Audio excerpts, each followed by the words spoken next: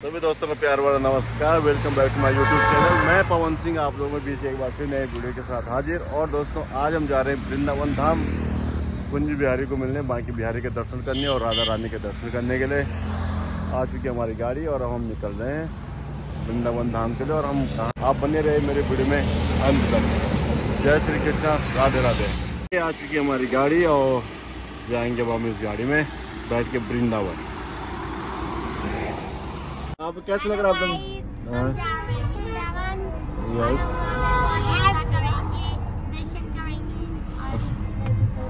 फिर हम आपको वीडियो में बताएंगे हमने क्या क्या दर्शन किए। फिर राधे राधे बोलो बेटा, राधे राधे।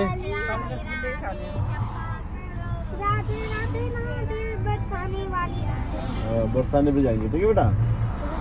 तो गाइस बताते हैं आपको, आगे वीडियो में बने रहे हमारे साथ। तो दोस्तों फिर से हम प्रस्थान कर चुके हैं अपने वृंदावन के लिए और अभी हम जा रहे हैं हाईवे पे, ऋषिकेश दिल्ली हाईवे पे, नेशनल हाईवे। ये हाईवे बहुत ही चौड़ा है दोस्तों और बहुत ही साफ़ सफाई है और गाड़ियाँ बहुत स्पीड में जा रही हैं इस हाईवे से, आप देख सकते हो। आप बने रहिए मेरे साथ। अब हम वृंदावन पहुँच के आपको वृंदावन के दर्शन कराएंगे, कान्हा जी के दर्शन कराएंगे। आप लोग बने रहे मेरे वीडियो में अंत तक। राधे राधे, जय श्री कृष्णा। ये सड़क जा रही बुलंदशहर के लिए, बहुत ही बढ़िया जगह यहाँ पे हाईवे पे। अब हम पहुँच चुके हैं मथुरा में, कृष्ण जन्मभूमि में। जय श्री कृष्णा। और यहाँ सिर्फ गेट पे आप फ़ोटो खींच सकते हो क्योंकि अंदर फ़ोन लेके जाना अलाउड नहीं है। यहाँ पे बहुत सारे सुरक्षाकर्मी भी बैठे हुए हैं। अब हम कराएंगे आपको दर्शन द्वारिकाधीश जी के। तो दोस्तों कृष्ण जन्मभूमि से हम आ चुके हैं यहाँ पे द्वारिकाधीश मंदिर में। कृष्ण जन्मभूमि में हमने किए कान्हा जी की आरती और अब हम आए यहाँ पे द्वारिकाधीश जी के दर्शन करने के लिए, यहाँ पे उनकी आरती करने के लिए। मात्र 1 किलोमीटर के दायरे में द्वारिकाधीश और कृष्ण जन्मभूमि मंदिर साथ साथ में, 1 किलोमीटर के दायरे में दोनों मंदिर। तो इस होटल में रुके थे हम यहाँ पे, Shri Priyaju rooms hotel and भोजनालय में। बहुत ही बढ़िया खाना यहाँ पे और कमरे बिल्कुल नीट एंड क्लीन, बहुत साफ़ सफाई। ये बच्चा पार्टी। चलो जी चेकआउट करते हैं। अब चलते हैं हम गोवर्धन की तरफ। यहाँ से होगी हमारी गोवर्धन यात्रा शुरू। पहुँच चुके हम गोवर्धन पर्वत के नज़दीक और ये किया हमने यहाँ पे ऑटो रिक्शा। भाई आपका नाम? जीते ठाकुर। जीते ठाकुर चलाएंगे रिक्शा और हम बैठेंगे उनके साथ में, वो करेंगे हमें गाइड।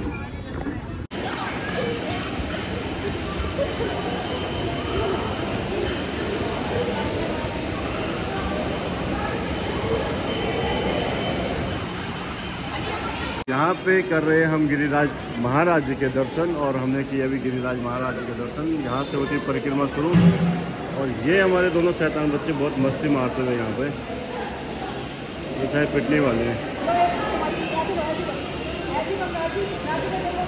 गर्मी बहुत है, देख सकते हो आप। बहुत सारी प्रतिमा यहाँ पे लगाई गई है श्री कृष्ण भगवान की अलग अलग रूपों में। अब मैं आपको आगे के कराता हूँ दर्शन। का मतलब है हमें इस बात का पता होना चाहिए। हाँ जी, हाँ जी, बिल्कुल। ये जो गिरिराज पर्वत है ये यहाँ का पर्वत नहीं है। हाँ जी। इस पर्वत को लाया गया है जो अनुराचल ऋषि मुनि थे, जो कि बनारस के थे। वो हिमालय गए, उन्होंने इस गिरिराज पर्वत की तपस्या की। तपस्या से प्रसन्न होकर गिरिराज पर्वत उनसे कहने लगे कि बताइए आपको क्या चाहिए। तो ऋषि मुनि ने कहा मुझे कुछ नहीं चाहिए, मैं आपको बनारस ले जाना चाहता हूँ और आपकी 7 गुफाओं में बैठकर बस तपस्या करना चाहता हूँ। ये जो पर्वत है इसमें 7 गुफाएं भी हैं और 7 गुफाओं में तपस्या के लिए उनको बनारस ले जा रहे थे।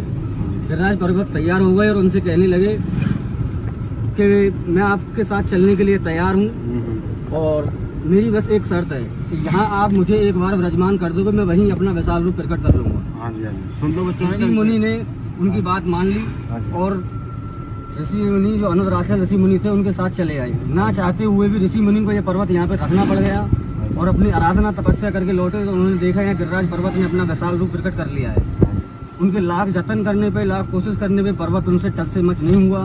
तब क्रोध में आकर ऋषि मुनि ने इस पर्वत को श्राप दिया, हे गिरिराज पर्वत, जितना तुम्हें अपने विशाल रूप पर घमंड है, मैं तुम्हें श्राप देता हूँ कि 1 तिल के बराबर तुम रोज घटोगे और तुमसे 1 तिल के बराबर रोज घटता है। बताते हैं कि इसकी ऊंचाई इतनी थी, जब सुबह धूप निकलती है तो 7 किलोमीटर तक इसकी परछाई जाती थी। आज इसकी परछाई 700 मीटर भी नहीं जा रही है, इतना ही घट चुका है।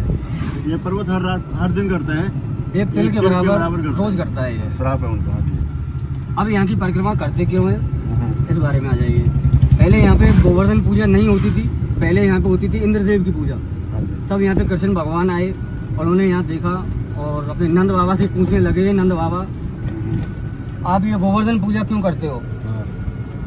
तो नंद बाबा बताने लगे, हे लला, इंद्रदेव हमें समय से वर्षा करता है, समय से वर्षा हो जाती है तो खाने के लिए अनाज हो जाता है और गाय के लिए चारा हो जाता है। बस इसलिए हम इसकी पूजा करते हैं, इंद्रदेव की पूजा करते हैं। कृष्ण भगवान ने सारे ब्रजवासियों को समझाया, नंद बाबा को समझाया कि आप इंद्रदेव की पूजा छोड़कर गोवर्धन की पूजा कीजिए। इंद्रदेव का ये काम है समय पे वर्षा करना, समय पे पानी भरना, ये उनका काम है। इंद्रदेव है, भगवान नहीं है। मेरी बात मानकर आप इस गोवर्धन पर्वत की पूजा कीजिए और आपकी सभी मनोकामनाएं पूर्ण होंगी। तो कृष्ण भगवान की बात को मानकर सारे ब्रजवासी गोवर्धन की पूजा करने लगे। आजकल हमारे पास मोबाइल है, यहाँ से कहीं भी मिला लो तुरंत पता चल जाता है। उस समय थे नारायण ऋषि मुनि, वो यहाँ पर आए, उन्होंने देखा कि यहाँ तो गोवर्धन पर्वत पूजा हो रही है, इंद्रदेव पूजा नहीं हो रही है, और उन्होंने यही बात जाकर इंद्रदेव को बताई। इंद्रदेव ने अब ये सुना और देखा तो इंद्रदेव क्रोधित हो गए और उन्होंने यहाँ पे वर्षा करना स्टार्ट कर दिया। वर्षा इतनी तेज होने लगी कि घर मकान टूटने लगे, मूसलाधार बारिश होने लगी। पहले कच्चे मकान थे तो वो बारिश से ढल गए, सारे ब्रजवासी घबरा गए और कृष्ण भगवान के पास पहुँचे। कृष्ण भगवान सारे ब्रजवासियों को लेकर गिरिराज पर्वत के पास पहुँचे और गिरिराज पर्वत से कहने लगे, गिरिराज पर्वत अपना विशाल रूप प्रकट कर लीजिए और मैं आपको उठा रहा हूँ। जैसे ही कृष्ण भगवान ने अपनी कनिष्ठ उंगली पर इस पर्वत को उठाया और गिरिराज पर्वत ने अपना विशाल रूप प्रकट कर लिया और सारे ब्रजवासी गाय भैंस बकरियां सारे उसके नीचे, बूढ़े बच्चे सब नीचे आ गए। जब 5 दिन तक पानी पड़ता रहा तो कालिया सांप थे, पंचमुखी सांप थे, कालिया सांप, कृष्ण भगवान ने उनको पर्वत के ऊपर भेजा और उनसे कहा कि आप पर्वत के ऊपर जाइए और फन से इस पानी को पर्वत से दूर हटाइए। तो कालिया सांप 5वें दिन जब ऊपर चढ़ गए और 6ठे दिन वो असफल होकर नीचे आ गए, तो 7वें दिन जब कृष्ण भगवान ने अपना सुदर्शन चक्र ऊपर भेजा और कहा कि पानी को इधर उधर फेंकने लगोगे। जब कृष्ण भगवान का सुदर्शन चक्र इंद्रदेव ने देखा तो वो घबरा गए कि मेरा मुकाबला किसी आम आदमी से नहीं हो रहा है, और तब अपनी रानियों को लेकर, अप्सराओं को लेकर, ऐरावत हाथी को लेकर, कामधेनु घोड़े को लेकर वो यहाँ पे आए और उन्होंने कृष्ण भगवान से माफ़ी मांगी। तब कृष्ण भगवान ने ये पर्वत नीचे रखा और जभी से गोवर्धन की पूजा होती है, इसीलिए ये परिक्रमा हो रही है। तो सारी मनोकामना गिरिराज जो कृष्ण भगवान तो खुद कह के कहिए गिरिराज पर्वत की आप पूजा कीजिए, आपकी सारी मनोकामना मेरे से पूरी होंगी। यानी कि समझिए कि आप स्वयं कृष्ण भगवान की परिक्रमा कर रहे हो आप। ये इस पर्वत की कहानी है, इसलिए इस पर्वत की पूजा की जाती है। हाँ जी।